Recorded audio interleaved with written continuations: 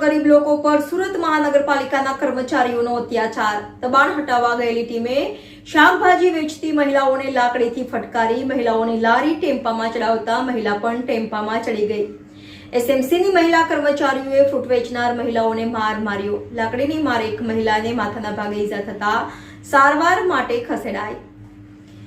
NN news Surat. દર્શક મિત્રો, તમારી આસપાસ બની રહેલી અવનવી ઘટનાઓ વિશે જાણવા માટે NN ન્યૂઝને લાઇક કરો, શેર કરો, સબસ્ક્રાઇબ કરો અને બેલ આઇકન પ્રેસ કરો, જેથી આપને નોટિફિકેશન્સ મળતી રહે.